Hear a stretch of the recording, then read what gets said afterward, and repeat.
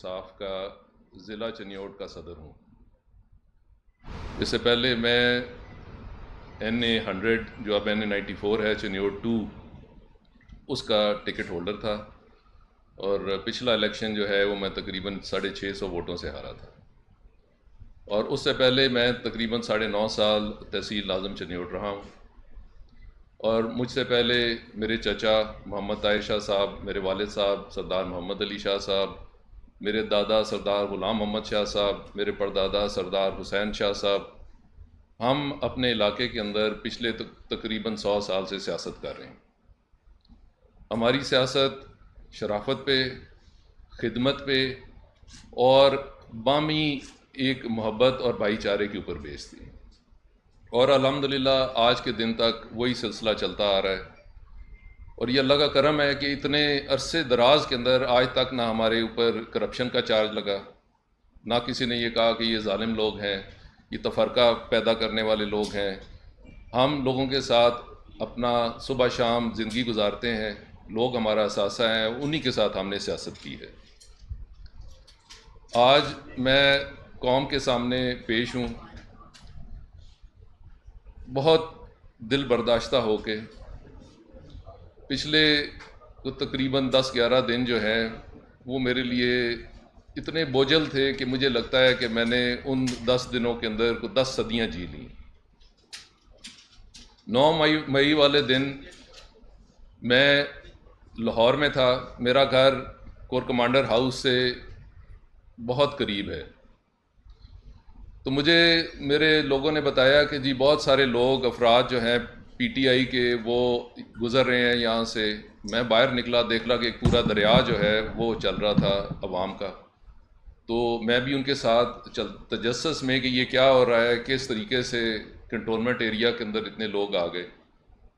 تو آگے پہنچے تو جا کے ایک عجیب ہی معاملہ دیکھا کور کمانڈر ہاؤس کے اندر۔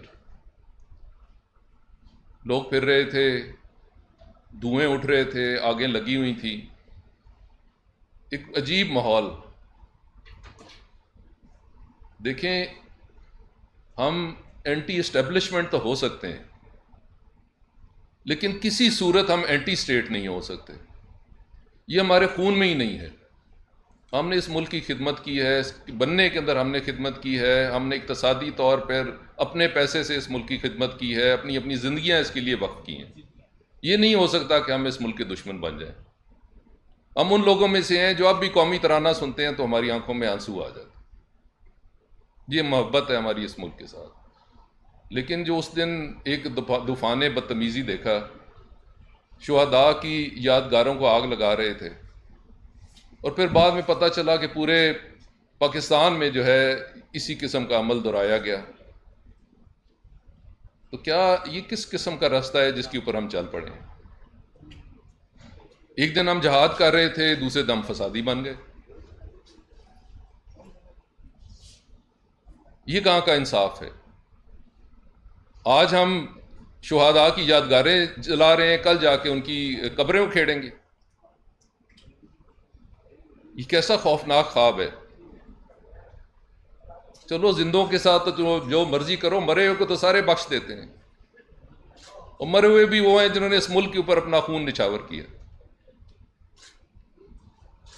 میں اور آپ اپنی زندگیاں گزار کے چلے جاتے ہیں، یہ وہ پھول ہیں اس دھرتی کے کہ جنہوں نے اپنے دل کے اپنے خون سے اس کو سینچا ہوا ہے۔ اس ملک کو انتہا کر دی گئی، پھر بےزتی کی انتہا کر دی گئی۔ افسروں کے جو ہیں کپڑے اٹھا کے وہاں پہ جو ہے وہ قیمتیں لگوائی جا رہی تھی۔ یار خدا کا واسطہ مانے، کوئی عزت ہوتی ہے، کوئی غیرت ہوتی ہے، کوئی مقام ہوتا ہے جس کے آگے انسان ہاتھ روک لیتا ہے۔ مرے ہوئے کی تو بے حرمتی کرنے کا تو ہمارا مذہب بھی اجازت نہیں دیتا۔ وہ کہتا ہے کہ جہاد کے بعد جو لاشیں پڑی ہیں ان کی بے حرمتی مت کرو۔ یہ تو یزیدی فعل ہے، اور وہ تو ان کے مجسمے، ان کی یادگاریں بنی ہوئی تھیں، ان کو توڑنے کا مقصد یہ ہے کہ یہ سوچ کی بات ہے۔ وہ جو چلے گئے ان کی ذات پہ کیا فرق پڑتا ہے، کسی نے توڑ دیا، وہ اللہ جانے اور ان کا مقام جانے اور ان کی چیزیں جانے۔ وہ شہید ہیں، وہ زندہ ہیں، وہ اللہ کے پاس رزق کھا رہے ہیں۔ ہم کون ہوتے ہیں ان کا رزق بند کرنے والے؟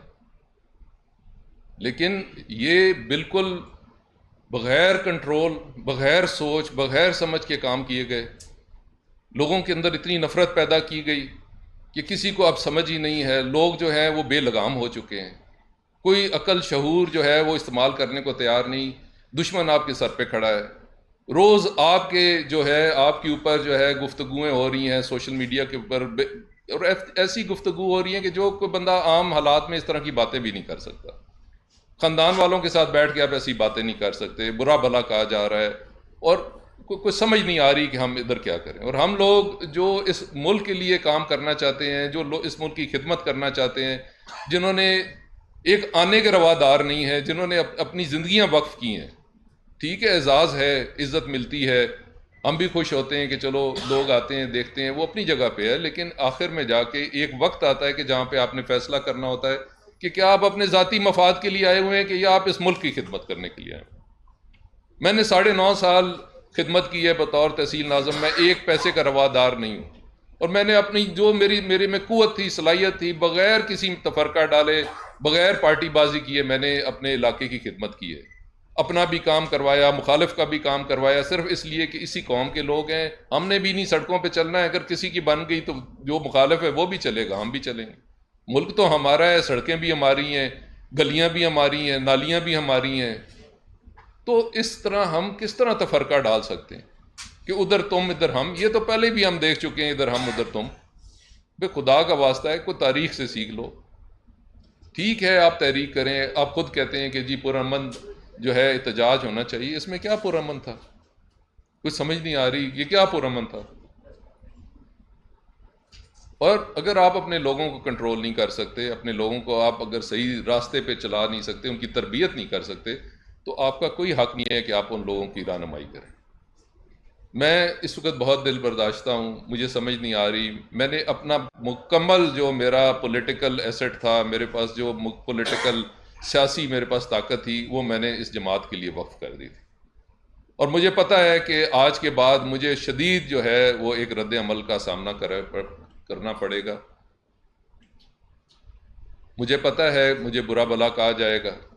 مجھے پتہ ہے لوگ کہیں گے کہ یہ غدار ہے، لوگ کہیں گے کہ جی یہ چھوڑ کے چلا گیا، مشکل وقت میں چلا گیا، جد و جہد چھوڑ کے چلا گیا، جب سختی آئی اس کا چلا گیا. تو چیز یہ ہے کہ میں ہر چیز کی قیمت دینے کے لیے تیار ہوں. میں اس ملک کے لیے، اس قوم کے لیے ہر قسم کی قیمت دینے کے لیے تیار ہوں. لیکن میں اینٹی اسٹیٹ نہیں ہوں. میرے خون میں ہی نہیں ہے کہ میں اینٹی اسٹیٹ ہو جاؤں.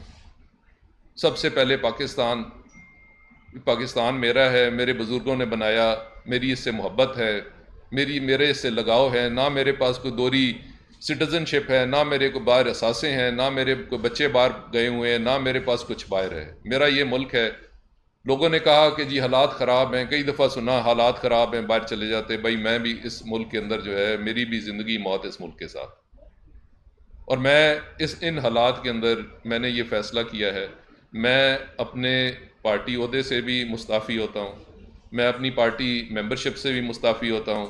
اور میں اس وقت کسی قسم کی سیاسی سرگرمی کے اندر، اگر یہی سیاست ہے تو میں اس سرگرمی کے اندر اس کا حصہ نہیں بن سکتا. یہ میرے لیے بہت مشکل ہے. مجھے سمجھ نہیں آ رہی کہ میں نے کس طریقے سے ان معاملات کے ساتھ چلنا ہے. تو میں آپ لوگوں کے سامنے حاضر ہوں. اگر کوئی مجھ سے بات کرنا چاہتا ہے، سوال کرنا چاہتا ہے، میں اس کے لیے حاضر ہوں. I am open to questions اگر کوئی بات کرنا چاہے.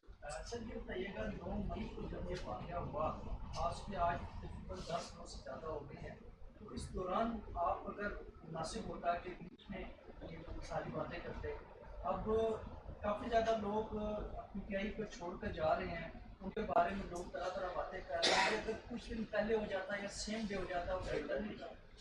دیکھیں بات یہ ہے کہ جب آپ ایک پارٹی کے ساتھ ہیں، میں نے پہلے عرض کی کہ میں نے اپنا پورا جو میرے پاس پولیٹیکل ایسٹ ہے، جو میرے ساتھ لوگ ہیں، میرے ساتھ محبت کرتے ہیں، میری بات پسند کرتے ہیں یا میرے ساتھ چلتے ہیں، میں نے ان سب کو جو ہے ترغیب دے کے اس پارٹی میں شامل کروایا. اب اگر میں ایک دم اپنا فیصلہ جو ہے اس کے اوپر صادر کر دیتا، نافذ کر دیتا، تو وہ بھی میرے لیے مسئلہ تھا. تو مجھے ان کے ساتھ بات کرنی پڑی، مجھے ان کے ساتھ ڈائلاگ کرنا پڑا، ان کو کنونس کرنا پڑا. کئی لوگ کنونس نہیں ہوئے، وہ میرے در پہ ہوں گے. کچھ لوگ کنونس ہو گئے، انہوں نے معاملات کو سمجھا، انہوں نے معاملات کے اوپر میرے ساتھ اگری کیا کہ جی ٹھیک ہے، جو آپ کا فیصلہ ہے وہ ہمیں قبول ہے. تو میں اگر فوری فیصلہ کر دیتا تو اس کے اوپر بھی میرے لیے بہت سارے معاملات تھے، اس کو ٹکٹ نہیں ملا، اس کو جو ہے کسی نے لفٹ نہیں کروائی، یہ چھوٹا موٹا ہے، اس سے کیا فرق پڑتا ہے وغیرہ وغیرہ. میں نے جو بھی ٹائم لگا کے اپنا فیصلہ کیا ہے وہ سوچ سمجھ کے کیا ہے. صاحب یہ بتائیے گا کہ عمران خان صاحب نے جس طرح ان کو آئل بھی کافی دن ہو گئی ہے، اور کل انہوں نے کور کمانڈر ہاؤس کے اوپر حملے کے اوپر یا جلاؤ گراؤ کے حوالے سے انہوں نے بھی جو ہے نا وہ مبہم الفاظ میں مذمت کی ہے، لیکن انہوں نے کہا کہ ہر کوئی اس کی مذمت کرتا ہے، انہوں نے اپنا بالخصوص ذکر نہیں کیا. کیا اس بات پر بھی آپ کو افسوس ہوا کہ عمران خان صاحب نے کھل کر کنڈمنیشن نہیں کی، صبر کی، کہ جو سرکاری املاک کا جلاؤ گراؤ ہوا، جو سرکاری املاک کو نقصان پہنچایا گیا، اس حوالے سے افسوس ہوا آپ کو اس پر؟ دیکھیں جی، ہر انسان جو ہے وہ اپنے ضمیر کا قیدی ہوتا ہے. اب اگر خان صاحب جو ہے انہوں نے مذمت کی، وہ کہتے ہیں ہر کسی نے کی تو چلیں میں نے بھی آج کر دی، ٹھیک ہے جی.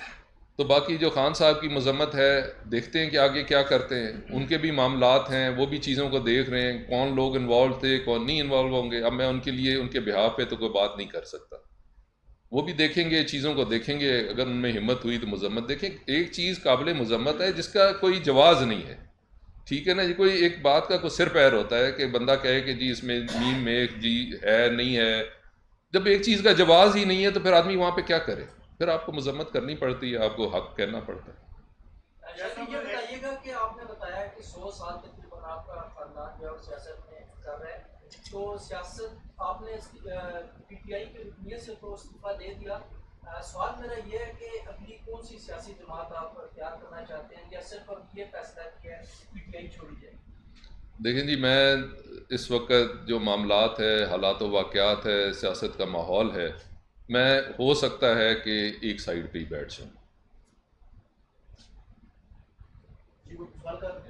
کیا صاحب یہ بتائیے گا، سوری میں اگر اس بات میں جوائن کیا، ایک تو آپ اپنا پارٹی میں عہدہ بتا دیجیے گا، دوسرا یہ ہے کہ کیا آپ نے تو پارٹی چھوڑ دیا، لیکن کیا پی ٹی آئی کے پاس اپنی سیاست آگے جاری رکھنے کے لیے جو پچھلے جو نقصانات ہیں 9 مئی کا جو حادثات ہیں جو ہم نے کیے، اس کو کسی طریقے سے کور کر کے اپنی سیاست کو کنٹینیو کرنے کا کوئی چانس ہے؟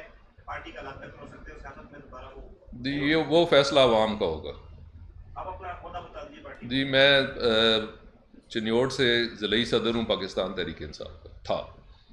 سر آپ نے بتایا کہ آپ کور کمانڈر جہاں پہ ان کا گھر ان کے گھر کے قریب رہتے ہیں، جب یہ ہجوم جا رہا تھا آپ بھی ساتھ چل پڑے اور آپ نے جا کے دیکھا وہاں توڑ پھوڑ ہوئی. جی جی سر وہ تو سب کو نظر آ رہا تھا کہ غلط ہو رہا ہے، کیا آپ نے وہاں روکنے کی کوشش کی، یا آپ بھی کسی انقلاب کے انتظار میں تھے کہ انقلاب کیا پتہ آ جائے اور آپ نے اس میں چل پڑے؟ میں اکیلا آدمی تھا، میں ادھر کسی کو کس طرح ہجوم کو تو نہیں روکا جا سکتا. بہرحال جو ہمارے لیڈرشپ تھی ان کو میں نے آگاہ کیا تھا کہ یہ ٹھیک نہیں ہو رہا اور آپ مہربانی کریں کہ اس کے اوپر کوئی عمل درآمد کرے، لیکن وہ خاموش ہو گئے.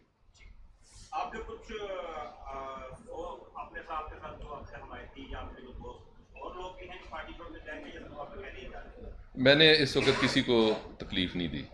ہر انسان جو ہے وہ اپنا فیصلہ کر سکتا ہے. آج کل سوشل میڈیا کا زمانہ ہے، لوگ بہتر فیصلے کر سکتے ہیں. جو ہمارے لوگ ہیں انہیں ہمارے سے زیادہ معلومات حاصل ہیں، لوگ اپنا فیصلہ کر لیں گے جس وقت وقت آیا. شکریہ جی.